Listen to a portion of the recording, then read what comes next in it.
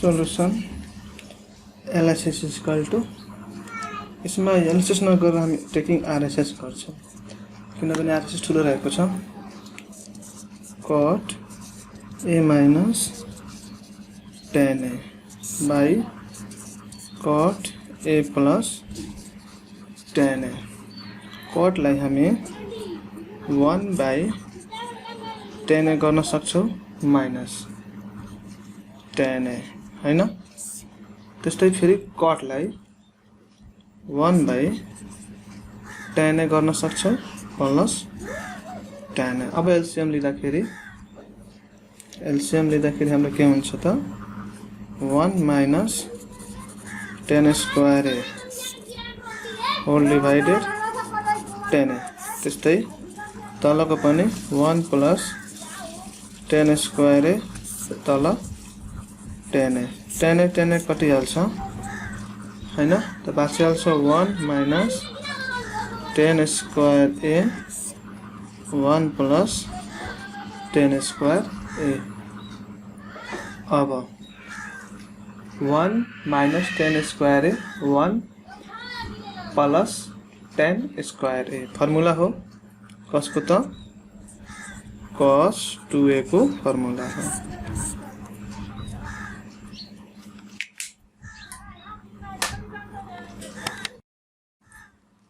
Four को G number में sin A plus sin 2A divided 1 plus cos A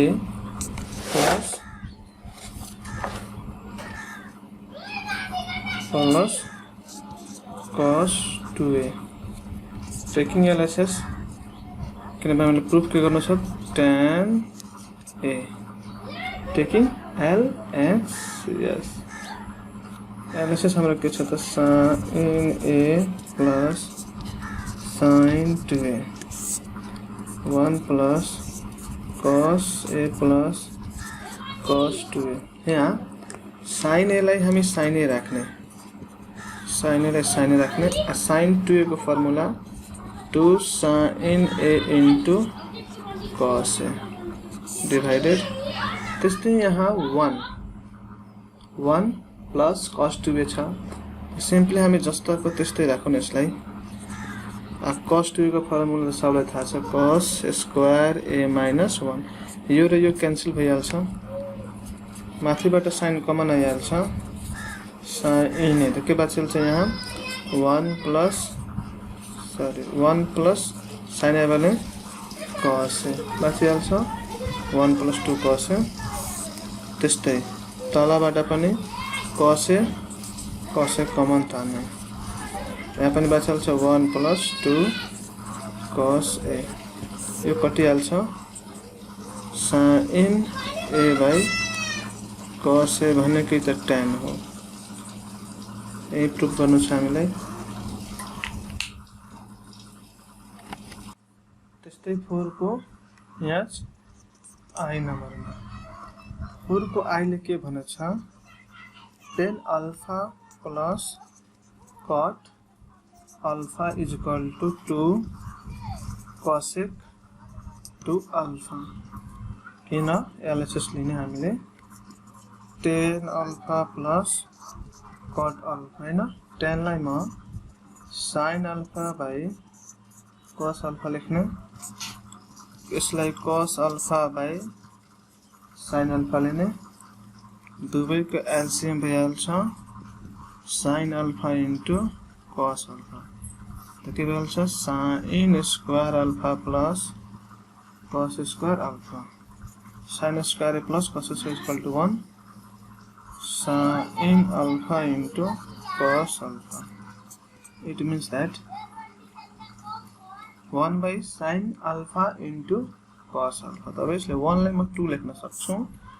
यहाँ 2 फेरि मल्टिप्लाई गर्दिन्छु into cos alpha 2 कटेर फेरि त्यतिकै भइहाल्छ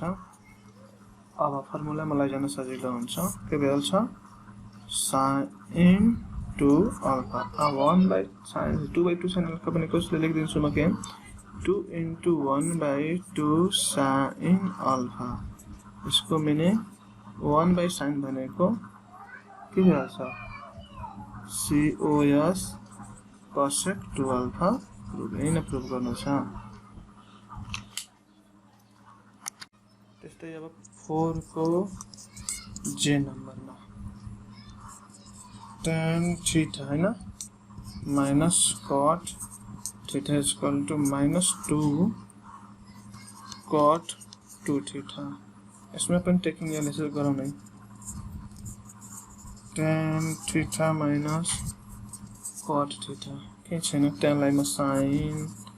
थीटा बाइ cos थीटा, त्यस्तै cot लाई cos theta by sin theta हो नि। अब एलसीएम ल्याउने, sin theta into cos theta त्यो भइहाल्छ sin square theta minus cos square theta. अब हेरौँ त, sin square minus cos square बाट हामी के गर्ने, माइनस कमन लियौं, माइनस कमन लिएर minus sin square theta plus cos square theta तल जस्ताको त्यस्तै हालौं। अब यसलाई म sin cos square theta minus sin square theta सजिलै लेख्न सक्छु, तल sin theta into cos theta. अब थाहा छ हामीलाई cos square theta minus sin square theta 2 cos 2 theta हो नि। त्यस्तै तल के भइहाल्छ sin theta into cos theta. यसलाई पहिला हामी के गरौँ हो, यसलाई पनि 2 नलेखेर डाइरेक्ट हामी के गर्दिन्छौँ, cos 2 थीटा लेख्न सक्छौँ, sin theta into cos theta. त्यसपछि यहाँ 2 आफ्नो मनलाई थप्न सक्छु नि त, cos थीटा, त्यहाँ त्यस्तै 2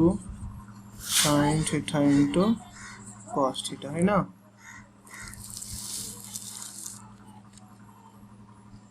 त्यसपछि हामी के गर्ने, 2 ट क्यान्सल भइहाल्छ नि, माइनस 2 लाई बाहिर गरिदिने, cos 2 थीटा भइहाल्छ 2 sin इन्टु cos के भइहाल्छ sin 2 theta minus 2 cot theta हैन प्रुभ गर्नु छ हामीलाई।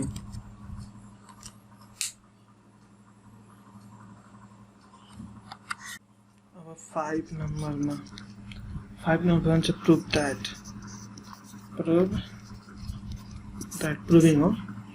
जैसे कि 5 को ए नम्बरमा हेर्नुस्, cot हैन a प्लस पाई बाई 4 त्यस्तै minus tan a minus pi by 4 is equal to 2 cos 2a by 1 plus sin 2a इन प्रुभ गर्नु छ। टेकिङ एलएचएस हाम्रो एलएच के छ त, cot a plus pi by 4 minus tan a minus pi by 4। यसपछि हामी के गर्ने, यसलाई cot a हैन पाई बाई 4 भनेको 180/4, 180/4 भनेको 45 डिग्री हो नि। त्यस्तै tan यो पनि कति हो त 45 डिग्री। बुझ्नु भएन भने हेर्नुस्, 180/4 यसलाई डिभाइड गर्ने भने 45 देखापर्छ।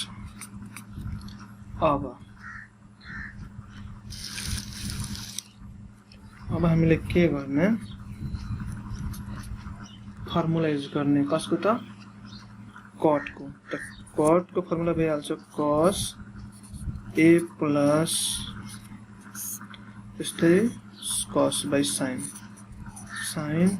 a प्लस 45 यति त बुझ्नुभयो। त्यस्तै माइनस छ भने माइनस tan को sin a minus 45 cos a minus 45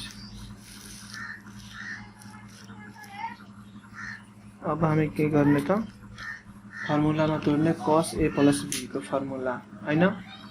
वा फर्मुलामा तोडे एलसीएम पनि लिन सक्छौं त नभएर एलसीएम ल्याउँ न sin a plus 45 cos a minus 45 sin cancel गरेर माथि मल्टिप्लाई गरिहाल्छ त मल्टिप्लाई मा चाहिँ पहिला भइहाल्छ cos a plus 45 हैन त्यस्तै cos a minus 45 माइनस छ भने माइनस sin a minus 45 त्यस्तै sin a minus 45 a plus 45 a minus 45 अब के गर्ने हामीले अब हेर्न सक्नुहुन्छ तपाईहरु हामी त्यहाँ मल्टिप्लाई गर्छौं अब एउटा फर्मुला युज हुन्छ त्यहाँबाट के हुन्छ cos a plus b into cos a minus b minus sin a plus b into sin a minus b formula कसको त cos a plus b को फर्मुला हो तपाई पढ्नु भयो होला cos a plus b into cos a minus b हैन वा cos a into cos b minus sin a into sin b हो नि cos a into cos b हैन minus sin a into sin b के को formula हो त cos a हैन प्लस के को त b को हैन एलाई मानिहाल्नु a एलाई मानिहाल्नु b त्यस्तै तलको पनि छ के को फर्मुला हो तलको sin a into cos b जस्ताको त्यस्तै किनभने कुनै त फर्मुला बनेन अझको कुनै फर्मुला बनेन त जस्ताको त्यस्तै हाल्दिनु अब के गर्ने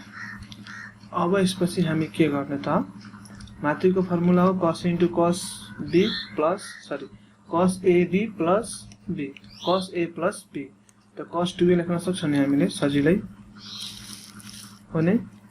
त्यसको भ्यालु छ बुझ्नु भएन भने हेर्नुस् cos a plus 45 हैन plus a minus 45 bracket open गरे तल जस्ताको त्यस्तै sin a plus 45 cos a minus 45 अब हेर्नु 45 क्यान्सल 45 क्यान्सल भयो भने माथि के भइहाल्छ cos 2a भागा sin a plus 45 into cos a minus 45 अब यसपछि cos 2a हामीसँग छ cos 2a को हामी के गर्छौं cos 2a नै राख्छौं तलवालालाई बरु तोड्छौं अब तलवाला sin a plus b into cos a minus b को फर्मुलामा तोड्दा sin a plus b को फर्मुला के हुन्छ हामीलाई sin a into cos b plus cos a into sin b sin a into हैन cos b हैन plus cos a into sin b हुन्छ यति यसले ब्रैकेटमा राख्दा त्यस्तै अब cos को तोड्ने त cos को तोड्ने cos को पनि फर्मुला हुन्छ cos a into cos b हैन plus sin a into sin b हैन यदि त मजाले लेख्न सकिन्छ फेरि माथि cos 2a जस्ताको त्यस्तै तल अब के हामी गरौँ sin a लेखौँ cos 45 को भ्यालु तपाईले थाहा छ 1/2 रुट अन्डर 2 त्यस्तै cos a लेखौँ नि यसको पनि 1/2 भइहाल्छ त्यस्तै यता पनि cos a into 1/root under 2 plus sin a into 1/root under 2 यसपछि हामी के गर्ने त माथि cos 2a हैन होल डिभाइडेड। अब हामी के गर्ने त मल्टिप्लाई गर्ने। म सर्टकट मल्टिप्लाई गर्छु 1/√2 इन्टु 1/√2 कमन तानेर मल्टिप्लाई गर्छु। दुवैबाट कमन आउँछ sin a plus cos a, यहाँ भइहाल्छ cos a plus sin a। एकचोटि बुझ्नु के गरेछु म 1/2 यसबाट त कमन आइहाल्छ, त्यसको कमन र यसको कमन, किनभने मल्टिप्लाईमा छ त मल्टिप्लाई भइहाल्छ। यसको कमन आएर यहाँ सपोज गरेर यहाँ निकाल्दिनु 1/2 निकाल्दिए ब्र्याकेट हाल्दिए, यसको पनि निकाल्दिए ब्र्याकेट, दुवैको निकालेपछि मल्टिप्लाई त हुन्छ, त्यही भएर मल्टिप्लाई गरेको छौँ। यसपछि हामी के गर्ने cos 2a को cos 2a हैन। त्यसपछि अब हामी के गरौँ नि त 1/2 मल्टिप्लाई गर्ने बित्तिकै 1/2 ओके। र sin a into cos a plus cos a into sin a केही फर्मुला हो नभए के गर्नु दुवैको sin a यो हो र यो a प्लस b, यसलाई त मान्लिनु a प्लस b को होल स्क्वायर, फरक त पर्दैन नि, त के भइहाल्छ sin a plus cos a को whole square. sin a plus sin भनेको a plus b into a plus b को होल स्क्वायर भइहाल्छ नि त। त्यसपछि अब हामी के गर्ने होल स्क्वायर भएपछि अब यसपछि हामी के गरौँ cos 2a लाई cos 2a राखौँ न, नभए cos 2a लाई म के गरिदिन्छु 2 cos 2a लेख्न सक्छु। किन म बताउँछु 2 लाई कटाउनको लागि 2 लाई तल पनि मर्ज गरिदिन्छु, किनभने यहाँ हेर्नुहोस् यो भनेको अर्थ होल स्क्वायर थियो हाम्रो हैन। त्यसपछि यसलाई म के गर्छु cos square a plus sin square a plus 2। एकछिन है त हेरेन, हेर्नु यहाँ हेरिहाल्छ यो 2 लाई म माथि पठाउँछु, के भइहाल्छ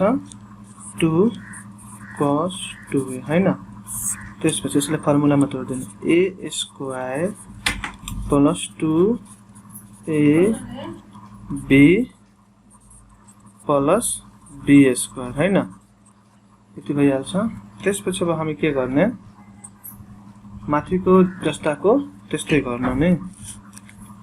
2 cos 2a अपन हैन, तल के भइहाल्छ 1 प्लस sin 2a। यो कसरी आयो जस्ताको त्यस्तै माथिको 1 यो र यो sin square plus cos square 1 भइहाल्छ plus 2 sin into cos sin 2a भइहाल्यो नि, हेर्नुहुन्छ भने हेर्नुहोस् 2 cos 2a भइहाल्छ, यहाँ भइहाल्छ sin square plus cos square plus 2 cos a into sin a,